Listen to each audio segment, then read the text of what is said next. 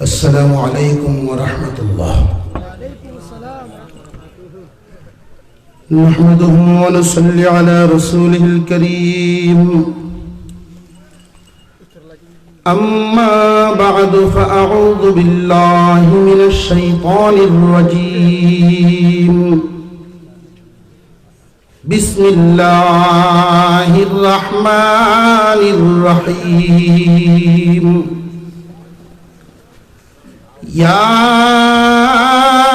أيها الذين آمنوا اتقوا الله وكونوا مع الصادقين. صدق الله العظيم. وقال رسول الله صلى الله عليه وسلم: تموتون كما تحيون وتحشرون كما تموتون. وصدق رسوله النبي الكريم، ونحن على ذلك من الشاهدين والشاكرين، والحمد لله رب العالمين. اللهم صل على محمد وعلى آل محمد كما صليت على إبراهيم وعلى آل إبراهيم إنك حميد مجيد. اللهم بارك على محمد وعلى آل محمد كما باركت على إبراهيم وعلى آل إبراهيم إنك حميد مجيد.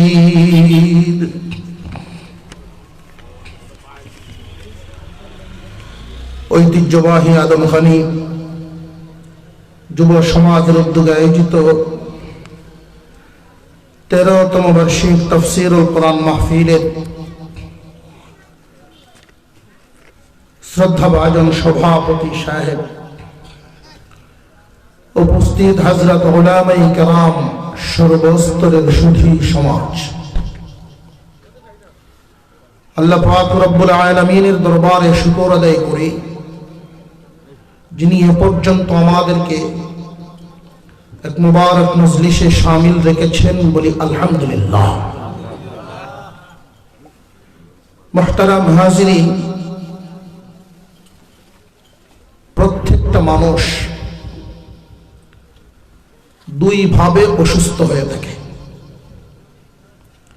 হয়তো শারীরিক আর না হয় মানসিক। কোন মানুষ যদি শারীরিকভাবে রোগী হয়,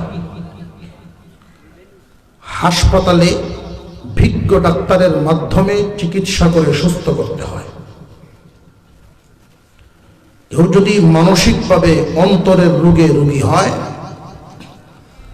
হক্কানি পীর মাশায়েখ বুজুর্গানে দ্বীনের সোহবতে নিয়ে সময় লাগানোর পরে আত্মশুদ্ধি হাসিল হয়। শরীরের রোগের চাইতে আত্মার রোগ মারাত্মক। শরীরের রোগে মানুষ বেশি কবরে যায়, আর আত্মার রোগে মানুষ জাহান্নামে যায়। মাদারিসে কওমিয়া তালিমের সাথে যেই তরবিয়াতি চিকিৎসা করে, যেই সেবা দেয়, তালিম দেয়, আত্মশুদ্ধির মেহনত এটার সাথে সম্পৃক্ত থাকে। মানুষের আত্মার চিকিৎসা করা এতটাই জরুরি, এটা পারিবারিকভাবে শিক্ষা দিয়া শুধু প্রাতিষ্ঠানিক না, পারিবারিক শিক্ষার সাথে এটা সম্পৃক্ত থাকে। অনেক সময় সুশিক্ষিত শিক্ষিত মা বাবার সন্তান আদরে আদরে বাদর হয়ে যায়। অনেক সময় মূর্খের সন্তান সঠিক তালিম পাওয়ার কারণে আদবওয়ালা হয়ে যায়। একজন মানুষ আদবওয়ালা যদি হয়, আল্লাহ তাকে কাঙ্ক্ষিত লক্ষ্যে পৌঁছায় দেন। শুধু শিক্ষায় মানুষ কাঙ্ক্ষিত লক্ষ্যে যেতে পারে না। মনে রাখবেন, কাগজ কলমের মাধ্যমে আমরা যেটাকে শিক্ষা মনে করি, অনেক বুজুর্গানে দিন এই কাগজে কলমে শিক্ষাকে শিক্ষা এখনো মানতেই রাজি না। বুজুর্গানে দিন তারা মনে করেন, বড় বড় মনীষীগণ মনে করেন, সিনা বর সিনা বাস্তব আদবের মাধ্যমে, প্র্যাকটিক্যালের মাধ্যমে যেটা শিক্ষা হয় ওইটা মূলত শিক্ষা। আমি আপনাদেরকে একটা ছোট্ট ঘটনা বলেই আলোচনা শেষ করে দেব। আমাদের ভারতবর্ষে আসলে বানিয়াচঙ্গে আলোচনা করা আর অন্যান্য অঞ্চলে আলোচনা করা বেশ কম আছে। বানিয়াচং সাধারণ একজন মানুষ ওয়া শুনতে শুনতে নিজেই ভিতরে বক্তা। ভারতবর্ষের আত্মাশুদ্ধির লাইনের পীর মাশায়েখ গণের বড় মানের একজন ব্যক্তি ছিলেন, অনেক উঁচা সিরিয়ালে গিয়ে, আব্দুল কুদ্দুস গঙ্গোহী রহমতুল্লাহ আলাইহি। ওনার কোনো ছেলে সন্তান ছিল না, ওনার ছিল মেয়ে সন্তান। ছেলে সন্তান যেহেতু নাই, শুধু মেয়েদেরকে দিয়েই ওনার স্বপ্ন জীবনযাপন শেষের পর্যায়ে পৌঁছে গেল। মেয়েদেরকে বিয়ে শাদী দিয়ে দিলেন। অনেক মুরিদান। আব্দুল কুদ্দুস গঙ্গোহী তখনকার যুগের যত বড় আলেম, এত বড় পীর ছিলেন। মারিফতের দরজা অনেক উঁচা। আব্দুল কুদ্দুস গঙ্গোহী রহমতুল্লাহ আলাইহি বড় মেয়ের বড় নাতি, বড় মেয়ের দিকের নাতি, তার নাম আবু সাঈদ গঙ্গোহী রহমতুল্লাহ আলাইহি। নানার বড় নাতি উনি কুলে নিতেন। উনি যখন ওনার খানকায় থাকতেন, পাশে পাশে রাখতেন। ওনার যত খুলাফা, শুধু ভারতবর্ষে না, তামাম পৃথিবী ব্যাপী, মিশরের থেকেও আলেমরা এসে ওনার কাছে আত্মাশুদ্ধি নিতেন, আত্মার চিকিৎসা করাইতেন। আর আত্মার রোগ এটা এত মারাত্মক, শরীরের রোগ হইলে বোঝা যায় ব্যথা, যন্ত্রণা, পানি পড়া, রক্ত পড়া, এরকম একটা অনুভব করা যায়। আত্মার রোগ সহজে অনুভব করা যায় না। সৌদি আরব থেকে পর্যন্ত মক্কা মদিনার আলেমরা এসে ওনার কাছে আত্মাশুদ্ধি নিতেন। আব্দুল কুদ্দুস গঙ্গোহী রহমতুল্লাহ আলাইহি এত বড় আলেম, এত বড় পীর। আবু সাঈদ গঙ্গোহী হুজুরের বড় নাতি হওয়ার কারণে খুব আদরের। বিশ্ববিখ্যাত আলেমগণ আবু সাঈদকে আইসা কুলে নিতেন, কাঁধে নিতেন। কোন সময় আবু সাঈদ ছোটবেলায় মক্কা মদিনা থেকে আসা আলেমগণের কাপড়ে পেশাব করে দিতেন, মুখে কিছুই বলতেন না। পীরের নাতি, হুজুরের নাতি, সেই হিসাবে কেউ কিছুই বলতেন না। এক সময় কালক্রমে দেখা গেল এই আবু সাঈদ অতিরিক্ত আদরে আদরে বাদর হয়ে গেছে। সব ঠিকঠাক চলে, কিন্তু আবু সাঈদ তার নানার দেওয়া রাস্তায় নেই। ভুল পথে চলনেওয়ালা দাড়ি ঠিক নাই, নামাজ কালাম ঠিক নাই, মন মতো চলনেওয়ালা, খুব গরম মেজাজে চলাফেরা করে। চলতে ফিরতে মনে হয় মাছি তার গায়ে বসাটাও সহ্য করে না। এলাকার কোন আলেমকে সে আলেমই মনে করে না, কারণ তার নানার নাতি বড় পীরের নাতি। সেই হিসাবে বড় কোন আলেমকেও তার কাছে আলেম মনে হয় না। তার মা আল্লাহর কাছে দোয়া করেন শুধু, আল্লাহ আমার সন্তানটাকে তুমি সহি বুঝ দান করো, সহি রাস্তা দান করো। হঠাৎ করে একদিন আবু সাঈদ গঙ্গুহি তারই এলাকার এক মসজিদের মুয়াজ্জিন, তার নানার মুরিদ, কোন আলেম নন, মসজিদে আসরের নামাজের পরে ওই মসজিদের সামনে গিয়ে বলেন, ও একটা ধমক দিতেন। উনি গেলেন, কি ভাই আবু সাঈদ, কি চাও, আমাকে একটু পানি পান করাও। মুয়াজ্জিন সাহেব কিছুই বলেন নাই, অর্ডার পালন করলেন। উনার ওযু করার যে মাটির লোটা ছিল, লোটাটা ভরে পানি নিয়ে গেলেন। মসজিদের সিঁড়িতেই বসে লোটা দিয়ে পানি পান করলো। এই লোটা যখন পাকা সিঁড়িতে রাখে, গরমি শরীর রাখার নমুনা হয় নাই, মাটির লোটাটা ভাইটা গেছে, ভেঙে গেছে। যেই মাত্র ভাঙছে, মুয়াজ্জিন খুব কান্না শুরু করছে। এত বেশি কান্না শুরু করলো।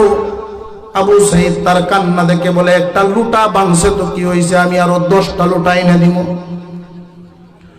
না ভাই, এই জন্য আমি কান্দি না, একটা লুঠার দাম আর কয় টাকা? তুমি তো এটার মূল্য নজর করতেছো, যার নজর যেই দিকে চিন্তাও করবে সেই দিকে। কেউ মনে করবে, কেউ ওজন দিবে অর্থ দিয়া, কেউ ওজন দিবে আমল দিয়া, কেউ ওজন দিবে আবিক্ষ দিয়া, কেউ ওজন দিবে খাঁটি বেটবে খাঁটি দিয়া, সঠিক বেটিক দিয়া। আবু সাঈদ চিন্তা করছে, আমি 10টা লুঠা তোমারে এনে দেব, চিন্তার কোনো কারণ নাই। মুয়াজ্জিন বলেন, লুঠা তো প্রশ্ন না, আমার এই মসজিদে খেদমত যত বছর, ওই লুঠার বয়স এত বছর। 36 বছর যাবত আমি এই লুঠা দিয়ে ওযু করি, আমার ওযুর সাক্ষী আমার এই মাটির লুঠা। আজকে ভেঙে গেল, আমার সাক্ষী শেষ হয়ে গেল। এই জন্য আমি কাঁদি, বহুদিনের সাথী হারায় ফেললাম। বহুদিনের সাথী হারানোর ব্যথায় কান্দি, মাটির লুটা ভাঙার জন্য কান্দি না। এবার আবু সাঈদ রাগ তামায় ফেলছেন, একটু ঠান্ডা মেজাজে বসছেন। হঠাৎ করে তাকায় দেখেন, দূরে সিঁড়িতে বসে এই বুড়া মুয়াজ্জিন টুকরা হওয়া লুটার এই টুকরাগুলো মুখের লালা দিয়া, লালা লাগায়া লাগায়া জোড়া দিতেছে। আর একটু জোরে কর। মুখের লালা দিয়া যখন মাটির পাতিলা জোড়া দেয়, আবু সাঈদ দূর থেকে দেখছে। আশ্চর্য ব্যাপার, মাটির পাতিলা মুখের লালা লাগায়া কেমনে জোড়া লাগায়, এটা তো বড় কুদরতের খেলা। উনি তার কাছে আগের বাপ সরাইয়া নরম হয়ে সামনে গিয়ে হাজির হয়ে বলেন, দাদাজি এটা আপনি কি করলেন? এই বিদ্যা আমারে শিক্ষা দিবেননি? এই বিদ্যা আপনি কই পাইলেন? অলৌকিক ক্ষমতা আপনার কে শিখাইল? আপনি আমারে এই শিক্ষা দিবেননি? মুয়াজ্জিন সাহেব বলেন, আবু সাঈদ এটা তো তোমার ঘরের দৌলত, এটা তোমার ঘর থেকে আমি আনছি, তোমার ঘরের দৌলত। আমার ঘরের দৌলত বলে, হ যে আমারে দেন, না, এইটা এইভাবে দেওয়া যায় না। আর আমি তোমাকে মুরিদও করতে পারবো না, আমি তো তোমার নানার একজন মুরিদ মাত্র, তোমার নানার খলিফা না। মুরিদ যদি হওয়া লাগে তোমার নানা ভাইয়ের কোনো খলিফার কাছে তোমার বায়াত হওয়া লাগবে। ওইখানে গিয়ে আগে তোমার কলব সাফ করবে, ময়লা সাফ করে তখন এই দৌলত দান করবে। আমার নানার খলিফাগণ কে কে আছেন? মুরব্বী তিনি জবাব দিলেন, আমার জানা মতে তামাম দুনিয়ায় তোমার নানার খলিফা সব মারা গেছেন। একজন জিন্দা আছেন, উনি আছেন ইরাকে, নিজামউদ্দিন বলখি তার নাম। নিজামউদ্দিন বলখির কাছে যাইতে পারো। উনি ওনার মার কাছে গিয়া বলেন, আম্মা আর মন মতো চলবো না, আমার নানার রেখে যাওয়া দৌলত আমার দরকার। মা তো কান্দেন আর বলেন, আল্লাহ এতদিনে বুঝি দোয়া কবুল করছো। নানার রেখে যাওয়া দোয়া, নানার রেখে যাওয়া দৌলত হাসিল করতে চায় এখন নাতি। বহুদিন পরে তার হুঁশ হয়েছে। আম্মা আমি কেমনে পাবো? নিজামউদ্দিন বলখির কাছে যাব। খবর পাঠায় দিলেন আগেই নিজামউদ্দিন বলখির কাছে। আবু সাঈদ গঙ্গোহীর আম্মা খবর পাঠাইছেন, হুজুর আপনি তো আমার বাবার খলিফা, আমার ছেলেকে আপনার কাছে পাঠাইতেছি। শুধু এতটুকু লিখে পাঠাইছেন চিঠিতে, তারিখ উল্লেখ করা। নিজামউদ্দিন বলখির কাছে যখন আবু সাঈদ গঙ্গোহী গিয়া পৌঁছবে, 3 মাইল দূর থেকে কতটুকুন আদব হইলে পরে আত্মা শুদ্ধি হয়, পীরের নাতি আসতেছে, সেই সংবাদে 3 মাইল দূর থেকে পায়ে হেঁটে ওনাকে ইস্তেকবাল করার জন্য আসছেন। তখনকার সময়ে নিজামউদ্দিন বলখি তামাম পৃথিবীর সেরা হুজুর। উনি আগায় আসছেন, পীরের নাতি নিবেন, পীরের নাতি নিবেন। অগ্রসর হয়ে 3 মাইল দূর থেকে ওনাকে স্বাগতম জানিয়ে নিলেন। 3 দিন মেহমানদারি করলেন। 3 দিন পরে জিজ্ঞাসা করলেন, হযরত আপনি কি চলে যাবেন নাকি আসার কোনো উদ্দেশ্য আছে? কেন আসছেন? উনি বললেন, আত্মা শুদ্ধি, নানার রেখে যাওয়া। আপনি আমার নানার কাছ থেকে যেই দৌলত এনেছেন সেই দৌলত আমাকে দিবেন। এখন তো বুঝাইছে পীর মুরিদির বিষয়, আত্মা শুদ্ধির বিষয়। যেই মাত্র এই কথাটা বলছেন, এখন তো আগের মেহমানদারির মেজবানের ভাব নাই। পীর হিসেবে এমন এক ধমক মারছেন, নিচে বসো। পাশাপাশি বসে আত্মা শুদ্ধি করতে আইছো বেয়াদব, নিচে বসো। এক ধমকে নিচে বসে বসছে। 6 মাস পর্যন্ত আমার খানকার মুসল্লিদের জুতা বাউ করবা, দিলেন ডিউটি। 6 মাস পর্যন্ত আমার খানকার পেশাবখানার ময়লা সাফ করবা, দিলেন ডিউটি। এই 6 মাস গেল, উনি শুধু দেখতেছেন কি পরিমাণ পালন করে।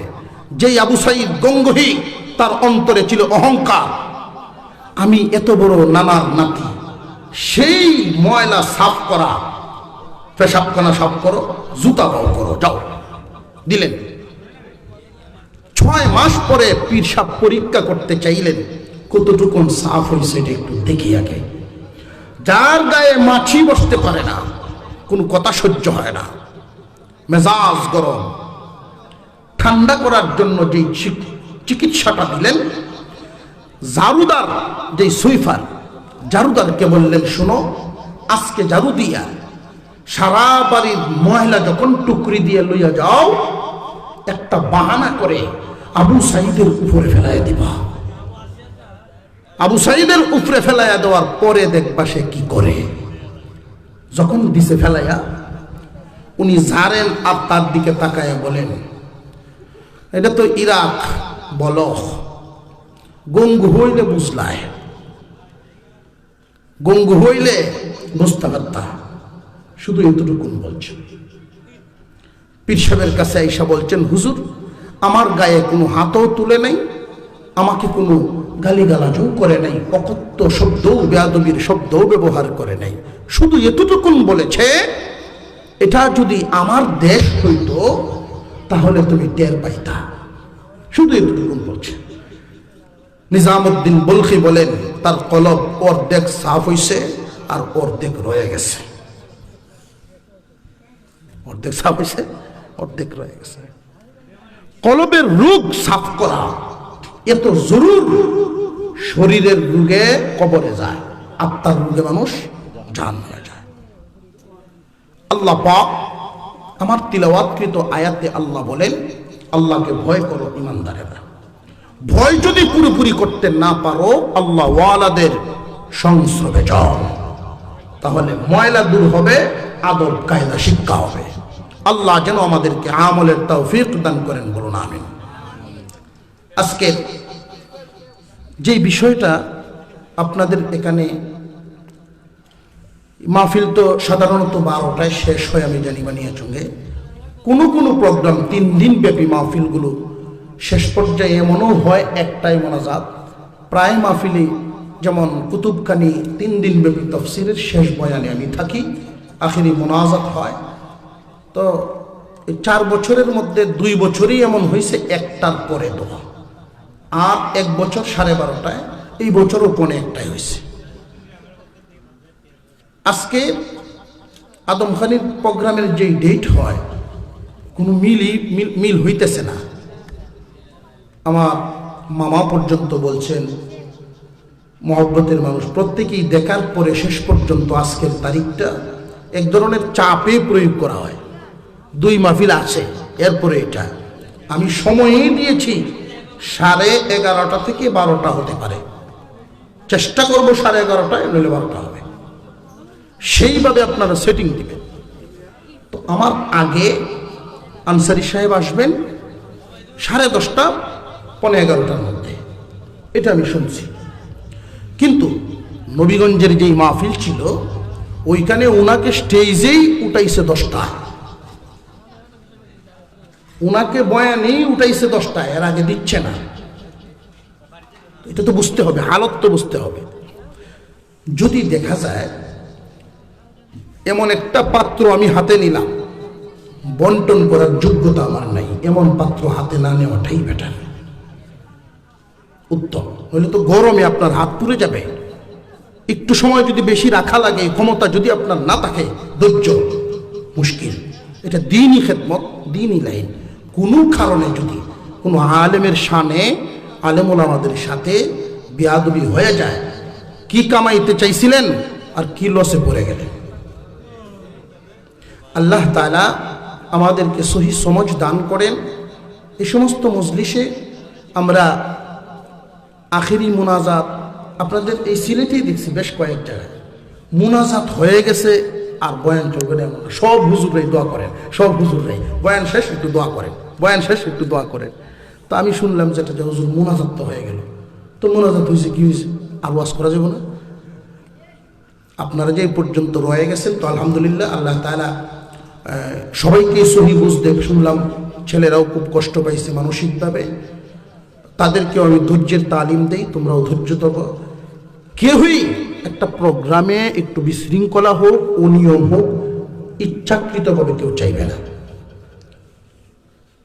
দ্বীনি দরদ যাদের ভিতরে আছে, ইচ্ছাকৃত কেউই চাইবে না। যদি অসঙ্গত হয়ে যায়, বুঝতে হবে। এখন যদি আমার জবান দিয়ে এমনই কথা বেরোইছে, যেই কথাটার ওজন হয়ে যায় অনেক, তাহলে এটা আমার ভুল। আল্লাহ তাআলা আমাদেরকে সহি বুঝদান করেন, এই মাহফিলকে আল্লাহ কবুল করেন। বিশেষ করে ছেলেরা অনেক কষ্ট করেছে, তাদের কষ্টের প্রতিদান ইহ পরকাল আল্লাহ যেন তাদেরকে দান করেন। ওয়া আখিরু দাওয়ানা আলহামদুলিল্লাহি রাব্বিল আলামিন। সুবহানাকাল্লাহুম্মা ওয়া বিহামদিকা আশহাদু আল লা ইলাহা ইল্লা আনতা আস্তাগফিরুকা ওয়া আতুবু ইলাইক। আসসালামু আলাইকুম ওয়া রাহমাতুল্লাহ।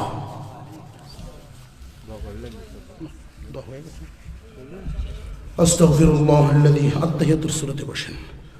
আস্তাগফিরুল্লাহ আল্লাযী লা ইলাহা ইল্লা হুয়াল হাইয়ুল কাইয়্যুম।